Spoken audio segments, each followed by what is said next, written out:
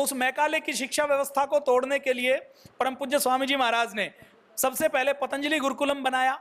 और आज भी पतंजलि गुरुकुलम हमारा ऐसा है जिसके 6ठी कक्षा के बच्चे को खड़ा कर दिया जाए तो श्रीमद् भागवत गीता के पहले श्लोक से लेकर अंतिम श्लोक तक वो एक सांस में सुना देता है। ये केवल पतंजलि योगपीठ के पास ऐसे विद्यार्थी।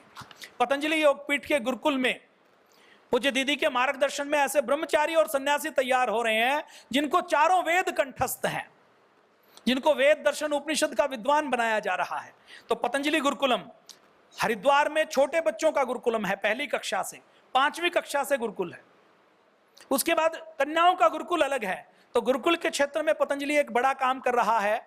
और अभी एक गुरुकुल यहाँ पर पूज्य स्वामी दर्शनानंद जी ने स्थापित किया था।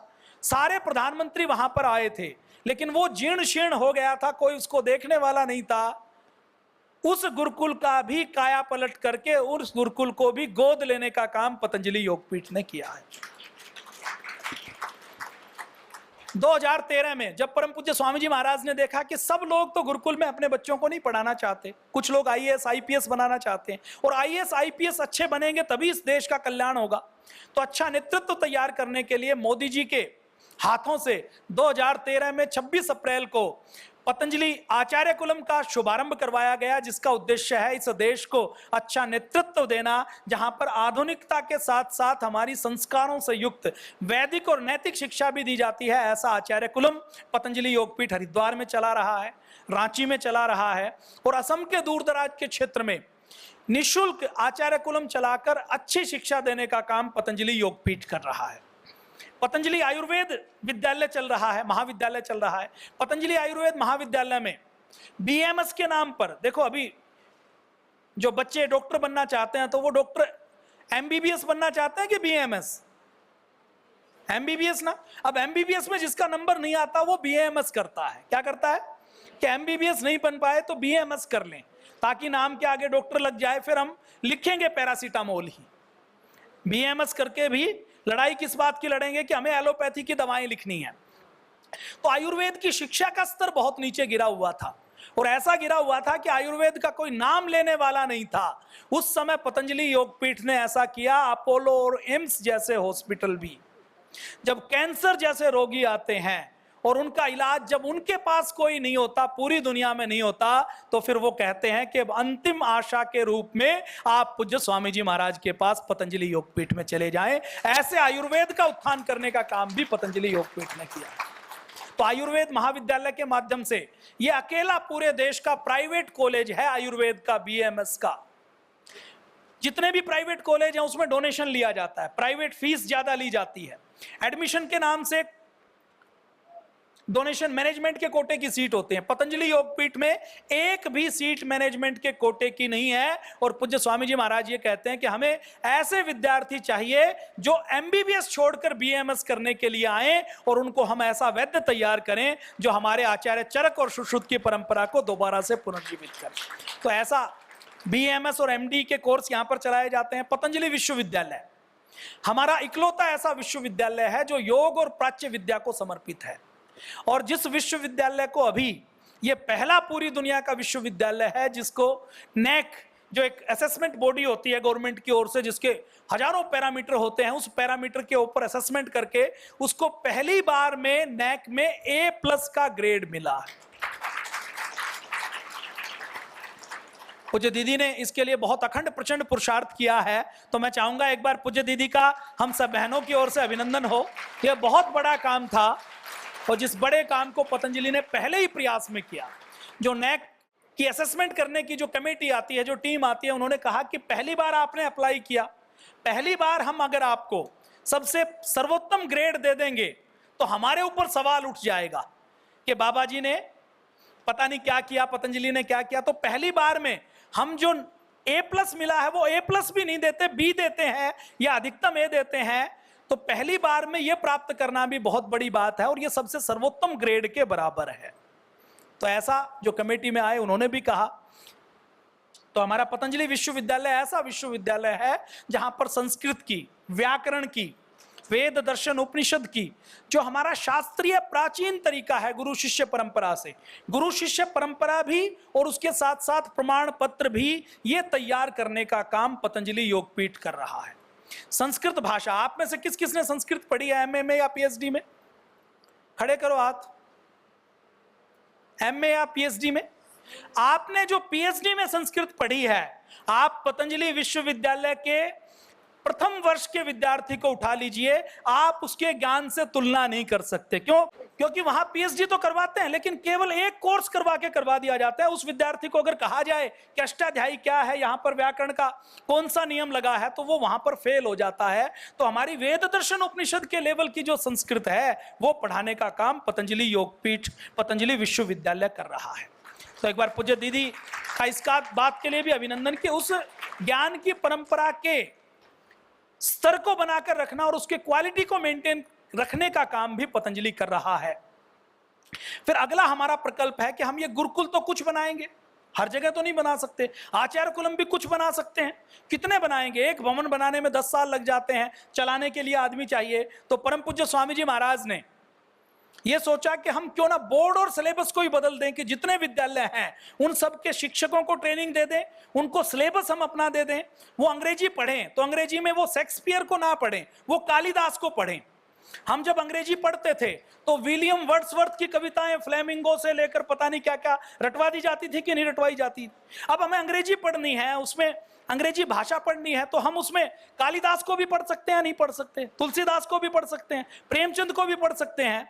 हमें अगर गणित पढ़ना है तो गणित में जो पाइथागोरस प्रमेय हमें पढ़ाई जाती है, आपने पढ़ी ना, कि आधार का स्क्वायर और लंब का स्क्वायर इज इक्वल टू कर्ण का स्क्वायर। ये हमने पढ़ी कि नहीं पढ़ी? ये जो प्रमेय है ये पाइथागोरस की नहीं है। पाइथागोरस से पहले हमारे एक गणितज्ञ हुए हैं बोधायन, उन्होंने दी है और उसके प्रमाण भी हैं, लेकिन भारत में ये नहीं पढ़ाया जाता था। भारत में औरंगजेब को, अकबर को, बाबर को, हुमायूं को, जहांगीर को, शाहजहां को 7-7 पीढ़ियों को रटवा दिया जाता था, लेकिन हमें छत्रपति शिवाजी महाराज के पिताजी कौन थे इनका नाम नहीं पता। छत्रपति शिवाजी महाराज का नाम हरियाणा वाले नहीं जानते। मैं खुद हरियाणा में रहते हुए हमने छत्रपति शिवाजी महाराज का नाम नहीं सुना था। एक एनसीसी के कैंप में गए तो महाराष्ट्र के लोगों ने तस्वीर बनाई हुई थी अपनी कैंप के बाहर। जब लास्ट वाले दिन को साज सज्जा की परीक्षा होती है तो हमने पूछा ये कौन है, तो उन्होंने कहा कि छत्रपति शिवाजी महाराज, आप इनके बारे में नहीं जानते। तो ये विडंबना है ना। छत्रपति शिवाजी महाराज को अगर भारत नहीं जानेगा तो भारत महान नहीं बन सकता। महाराणा प्रताप को नहीं जानेगा तो महान नहीं बन सकता। तो पूज्य स्वामी जी महाराज का उद्देश्य है कि हम देश के हर विद्यालय को भारतीय शिक्षा बोर्ड के साथ जोड़ेंगे और भारतीय शिक्षा बोर्ड के साथ जोड़कर हर विद्यार्थी को हम रामकृष्ण के बारे में, शिवाजी के बारे में, चाणक्य के बारे में, महाराणा प्रताप के बारे में पढ़ाएंगे और उसके मन में ऐसा गौरव भर देंगे कि जितना इस दुनिया का महान काम है वो हमारे पूर्वजों ने किया है और मेरा जन्म भी महान काम करने के लिए हुआ है।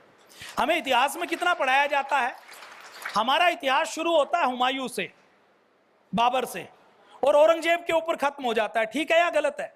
हमारे इतिहास में लाल बाल पाल को तो पढ़ाया जाता है, भगत सिंह एक लाइन में भी नहीं आते, छत्रपति शिवाजी महाराज नहीं आते, महाराणा प्रताप नहीं आते, चंद्रशेखर आजाद नहीं आते, पंडित राम प्रसाद बिस्मिल का नाम हमने पूज्य स्वामी जी महाराज से जुड़ने के बाद सुना, नहीं तो हम उनका नाम नहीं जानते थे।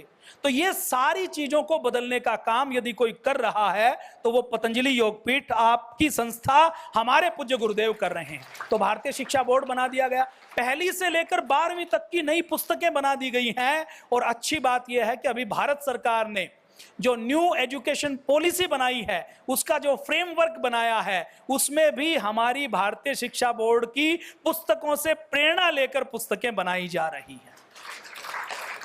तो ये शिक्षा के क्षेत्र में पतंजलि की सेवाएं हैं। ये देखिए, पुराने जमाने में नालंदा नाम का विश्वविद्यालय होता था।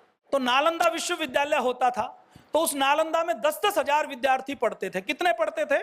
10-10 हजार विद्यार्थी। सारी टेक्नोलॉजी, ज्ञान विज्ञान वहां पर पढ़ाया जाता था। और नालंदा के खंडर अभी 1000 साल बाद भी देखते हैं तो 4-4 मंजिल के मिलते हैं, जली हुई ईंटें वहां पर दिखाई देती हैं।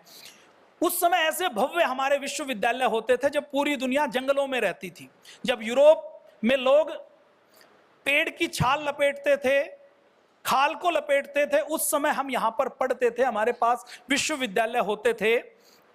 तो पूज्य स्वामी जी महाराज का एक सपना था कि हमें ऐसे विश्वविद्यालय बनाने हैं जिसके सामने ऑक्सफोर्ड और हार्वर्ड भी फीका पड़ जाए। तो पूज्य स्वामी जी महाराज ने 200-250 करोड़ रुपए की लागत से ये जो सामने देख रहे हैं, जो राष्ट्रपति भवन से भी अच्छा दिखता है, जिसको अंग्रेजों की सबसे अच्छी बिल्डिंग मानी जाती है, वैसे ही ये वैदिक पतंजलि गुरुकुलम बनाया गया है।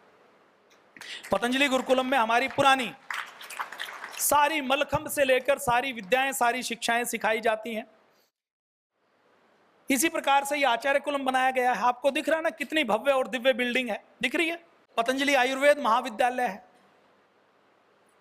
पतंजलि विश्वविद्यालय, आपको पतंजलि विश्वविद्यालय का भ्रमण करवाया जाएगा। इतना अच्छा इंफ्रास्ट्रक्चर आपको किसी भी प्राइवेट विश्वविद्यालय का नहीं मिलेगा। पतंजलि विश्वविद्यालय, क्योंकि अब सरकारी हम कोई ग्रांट नहीं लेते तो हमारा प्राइवेट है, और ये विश्वविद्यालय आचार्य कुलम, ये सारे शिक्षण संस्थान इसका जो फीस लेते हैं उससे तो केवल 10% खर्चा चलता है। बाकी 90% आप जो पेस्ट खरीदते हैं, आप जो बिस्किट खरीदते हैं, आप जो पतंजलि का दंत मंजन और सामान खरीदते हैं, उससे जो लाभांश होता है वो गुरुकुल चलाने में, गौशाला चलाने में, इन सारे संस्थानों में चलाने के लिए प्रयोग किया जाता है। तो आप वैसे दान करें, अच्छी बात है। पूज्य स्वामी जी महाराज सबको कहते हैं कि सब अपना 2% से लेकर 10% दान करें। आप 2% से लेकर 10% दान नहीं कर सकें, कर सके तो बहुत अच्छी बात, नहीं कर सके तो एक संकल्प ले लीजिए कि सारा सामान पतंजलि का मैं खरीदूंगी। तो कम से कम आपका यह संकल्प हो जाएगा, आपका उस सामान के खरीदने में ही आपका एक हिस्सा सेवा के काम में लग जाएगा और आपको पुण्य मिल जाएगा। अब शिक्षा के साथ साथ पतंजलि आरोग्य और वेलनेस में एक बड़ा काम कर रही है। अभी देखिए, हर घर में कोई ना कोई व्यक्ति बीमार है ना, किसी को डायबिटीज है, किसी को थकान है, किसी को थायराइड है, किसी को जोड़ों में दर्द है, किसी को दमा अस्थमा है, किसी को एलर्जी है, किसी को माइग्रेन पेन है, किसी को नींद नहीं आती, किसी को डिप्रेशन है, किसी को एंजाइटी है, किसी को मोटापा है, किसी को पतलापन है, किसी का विटामिन डी कम है, किसी का विटामिन B12 कम है, किसी का पेट साफ नहीं होता, किसी का पेट जल्दी ज्यादा साफ हो जाता, आम आती है, IBS की प्रॉब्लम है या नहीं है, किसी के बाल झड़ते हैं, किसी की आंखें खराब हैं। तो हर घर में बीमारी है, हर व्यक्ति बीमार है। आज से 100 साल पहले इतने हॉस्पिटल थे। पूज्य दीदी और हमारा गांव सामान्य छोटा गांव है, उन गांवों में मुझे याद है 1995 में एक बार मलेरिया हुआ तो टेस्ट करवाने के लिए, खून की जांच करवाने के लिए 40 किलोमीटर दूर जाना पड़ा। मतलब गांव में जरूरत नहीं थी कि लोगों का ब्लड टेस्ट हो। आज मैं जब अपने गांव में जाता हूं तो मुझे कम से कम 10 तो लैब दिखती हैं। पहले केमिस्ट की दवा के नाम पर एक डॉक्टर बैठता था, वही दवा की दवाएं रखता था, वही देखकर कोई गोली दे देता था। आज गांव के अंदर 30 से ज्यादा केमिस्ट की दुकानें हैं, दवाइयों की दुकानें हैं। और जितना गांव 30 साल पहले स्वस्थ था, 50 साल पहले स्वस्थ था, आज उससे ज्यादा बीमार है। और ये जितनी फार्मा कंपनी हैं, ये स्वास्थ्य देने वाली कंपनियां नहीं हैं। परम पूज्य स्वामी जी महाराज लगातार बोलते हैं ना, ये सब बीमार करने वाली कंपनी है। और ये कितनी खतरनाक कंपनी है आप अंदाजा लगा लीजिए। अभी अमेरिका का चुनाव था ना, तो अमेरिका के चुनाव में कौन जीतेगा ये तय करने का काम ये विदेशी फार्मा कंपनी करती है। जॉनसन एंड जॉनसन से लेकर फाइजर से लेकर ये कंपनियां इतनी बड़ी हैं, एक एक कंपनी 7-7 लाख करोड़ रुपए का कारोबार करती है। भारत सरकार का हेल्थ का बजट केवल 1 लाख करोड़ है और ये कंपनियां कितनी बड़ी हैं, 7 लाख करोड़, 10 लाख करोड़। और जब सब ये मिल जाती हैं तो ये अमेरिका से, भारत से, इन सबसे बड़ी बन जाती हैं, पूरी दुनिया में सबसे ताकतवर बन जाती हैं। तो ये किसी भी देश में WHO को ये चलाती हैं, कानून ये बनाती हैं। और इन्हीं को खतरा हुआ था तो इन्होंने षड्यंत्र करके पतंजलि के खिलाफ षड्यंत्र किया और सुप्रीम कोर्ट में पतंजलि का मामला झूठा लगाकर वहां पर 3 बार माफी मंगवाई गई। अब क्योंकि देश में कानून ऐसा बना हुआ है, हमें अपना काम करना है।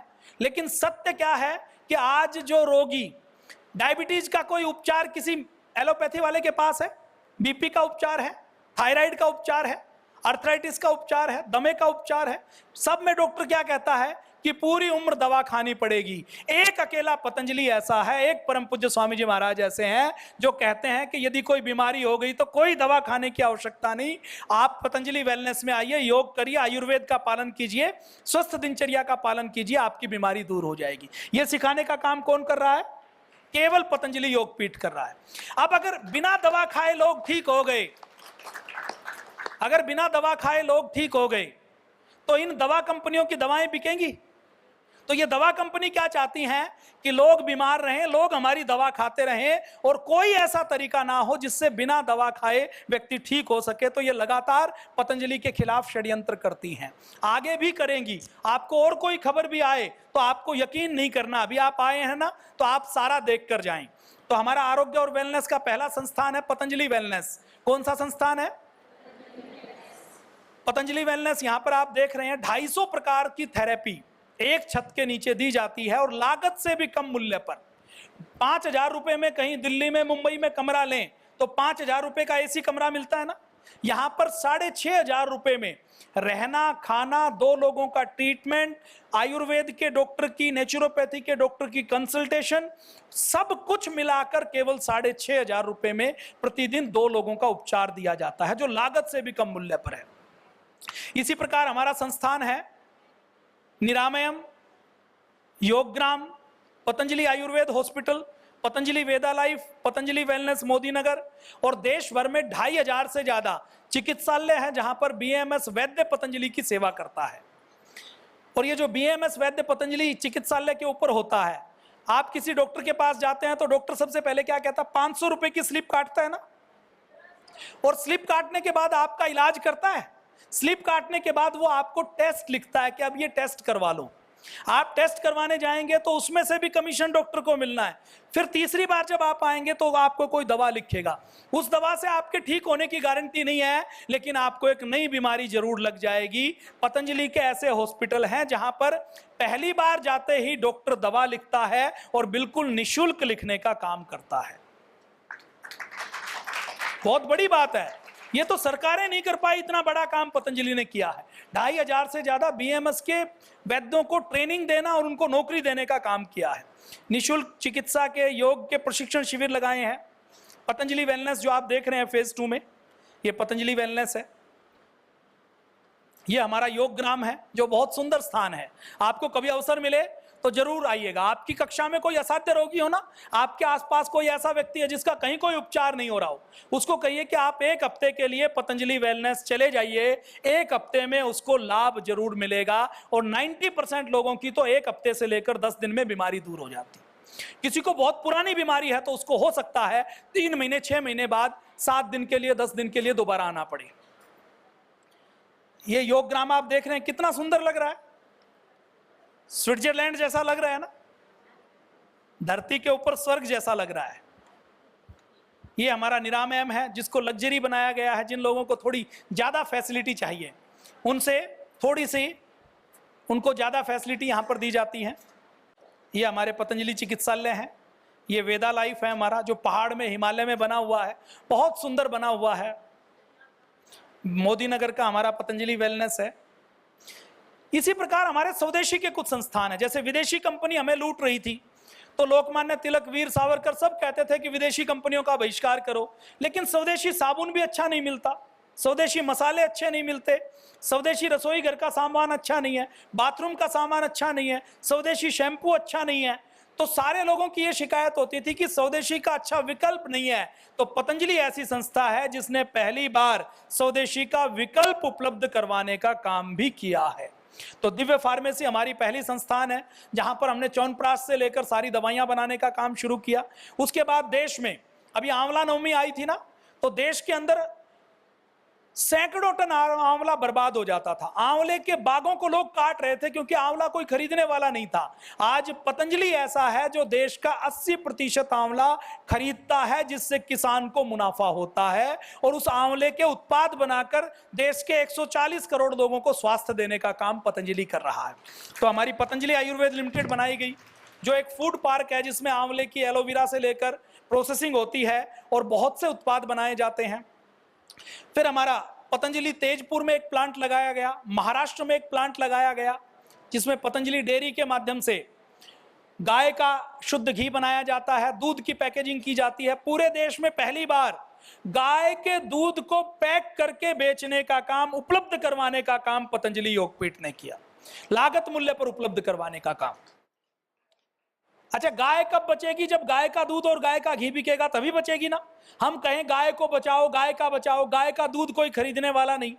वो कहते हैं भैंस से कम रेट पर बिकता था। पतंजलि ऐसी पहली संस्था है जिसने गाय के दूध का पतंजलि डेयरी के माध्यम से भैंस से ज्यादा रेट देना शुरू किया। तो इसी प्रकार हमारा पतंजलि परिधान, पतंजलि सोलर एनर्जी, पतंजलि भरवा, इसके माध्यम से बहुत से ऐसे संस्थान हैं जो स्वदेशी के क्षेत्र में सेवा का काम कर रहे हैं। ये सामने आप देख रहे हैं, ये तेजपुर की यूनिट, ये फूड एंड हर्बल पार्क, यहां पर आपको भेजा भी जाएगा। भरवा सॉल्यूशन, आईटी के क्षेत्र में भी पतंजलि एक बड़ा काम कर रहा है। निशुल्क योग का प्रचार प्रसार, किसानों से उपले खरीदना, गन्ना खरीदना, किसानों से आंवला खरीदना, एलोवेरा खरीदना, गिलोय खरीदना। केदारनाथ में जब आपदा आई तो सबसे पहले आपकी संस्था ने वहां पर ट्रक भिजवाए थे। अब पतंजलि योगपीठ की मैं सेवाओं की बात करूंगा तो और 1 घंटा लगेगा डिटेल में सेवाओं की बात करूं तो। ये आप देख रहे हैं कि इतनी सेवा के काम पतंजलि योगपीठ के माध्यम से चल रहे हैं। योग संदेश राष्ट्रीय पत्रिका, कहीं भी बाढ़ आती है, भूकंप आती है, वहां पर पतंजलि आगे बढ़कर सेवा करता है। अंतर्राष्ट्रीय योग दिवस, 5-5 लाख लोगों के योग दिवस मनाने से लेकर, गंगा की सफाई से लेकर, प्राकृतिक आपदा में, केदारनाथ की आपदा में, नेपाल की आपदा में, बाढ़ में, भूकंप में, मुंबई में जो आतंकी हमले में शहीद हुए, और आज पूज्य स्वामी जी महाराज ने एक घोषणा और की, सुबह आपने देखा हो तो, बांग्लादेश में हिंदुओं के ऊपर अत्याचार हुआ, कोई हिंदुओं के लिए आवाज उठाने वाला नहीं था। एक अकेले पूज्य स्वामी जी महाराज थे जिन्होंने सबसे पहले बांग्लादेश के हिंदुओं के लिए आवाज उठाई। और अभी पूज्य स्वामी जी महाराज ने घोषणा की है कि पतंजलि वहां के हिंदुओं के लिए जो करोड़ों रुपए का सहयोग हो सकता है वो सहयोग पतंजलि भेजने का काम, देने का काम करेगा। वृक्षारोपण से लेकर, वानप्रस्थ से लेकर, ऐसी कोई सेवा नहीं है जिसमें पतंजलि सेवा नहीं करती हो। ये मैंने आपको ट्रेलर दिखाया, जैसे 3 घंटे की पिक्चर होती है ना, तो उसका 10 सेकंड का ट्रेलर बनाया जाता है। तो ये केवल ट्रेलर दिखाया है, आप बाकी जानते रहेंगे, सुनते रहेंगे। तो ये पतंजलि के बारे में थोड़ा सा आपको बताया। अभी आप जब घूमने जाएं तो और जानकारी लीजिएगा, और पूज्य स्वामी जी महाराज के वीडियो आपको मिलेंगे। आपको कुछ बनता हुआ देखना है कि दूध घी कैसे बनता है, च्यवनप्राश कैसे बनता है, तो आप YouTube पर सर्च करेंगे तो आपको वो सारे वीडियो मिल जाएंगे। और इन 5 दिनों में और आपसे बातचीत करते रहेंगे, आपको बहुत कुछ सीखने को मिलेगा। पूज्य दीदी ने बहुत अच्छी व्यवस्था की है, जितने अधिकतम आपको प्रशिक्षण दिया जा सकता है वो सारी व्यवस्था यहाँ पर की गई है। और ये जो हमारा शिविर है ना, ये बहुत छोटा शिविर है। इतने 500 लोगों का शिविर कभी हमने किया नहीं। ये पतंजलि वेलनेस में, यहाँ फेज 2 में जो बड़ा हॉल है ना, यहाँ 10-10 हजार लोगों के शिविर होते थे। ये तो अभी हमारे पास व्यवस्था कम है, इसलिए हमने, क्योंकि हॉस्पिटल बन गया कोरोना काल में, तो ये हमने छोटे शिविर लगाए हैं। नहीं तो कितने लोगों के शिविर होते थे? 10-10 हजार लोगों के शिविर यहाँ पर एक साथ होते थे। और ऐसे 16 लाख से ज्यादा भाई बहनों को तैयार यहाँ पर प्रशिक्षित किया गया है। तो ये मैंने थोड़ा सा परिचय दिया। अब आप सोचिए, आप और हम अपने पूरे जीवन में 4 कमरों का एक मकान बना पाते हैं, एक दुकान या एक नौकरी कर पाते हैं। इतना सारा काम एक गरीब किसान के परिवार में जन्म लेकर हमारे पूज्य गुरुदेव ने, जब 1 रुपया नहीं था, जब उन्होंने करके दिखा दिया, तो अपने गांव को, अपने मोहल्ले को, तहसील को और जिले को हम योग में बना सकते हैं कि नहीं बना सकते? ये अगर सारा काम हुआ है और पूज्य स्वामी जी महाराज हमारे गुरुदेव ने ये किया है, तो हम भी उनके शिष्य हैं, उनका आशीर्वाद हमारे ऊपर है। तो हमें अपने जिले में, अपने गांव में, अपनी तहसील में योग के प्रचार प्रसार का काम करना है। और अंत में, परम पूज्य स्वामी जी महाराज कोई सामान्य व्यक्ति नहीं है। परम पूज्य स्वामी जी महाराज जन्म जन्मों के ऐसे सिद्ध योगी हैं कि उनको हमने जब जब जो संकल्प लेते हुए देखा है, वो सारे संकल्प पूज्य स्वामी जी महाराज के पूर्ण होते हैं। पूरी प्रकृति, पूरा ब्रह्मांड उनको पूरा करने में सहयोगी बनता है। तो मैंने थोड़ी सी ये चर्चा की, बहुत सी चर्चाएं छूट गई हैं। तो मुझे बहुत आनंद आया आप सबके बीच में आकर। आप सबकी निष्ठा को, आप सबकी सेवा को प्रणाम करते हैं। हमारी पूज्य बड़ी दीदी पूज्य साध्वी डॉक्टर देवप्रिया जी का बहुत बहुत मैं आभार व्यक्त करता हूं कि मुझे बहनों से बातचीत करने का अवसर मिला। बोलिए भारत माता की।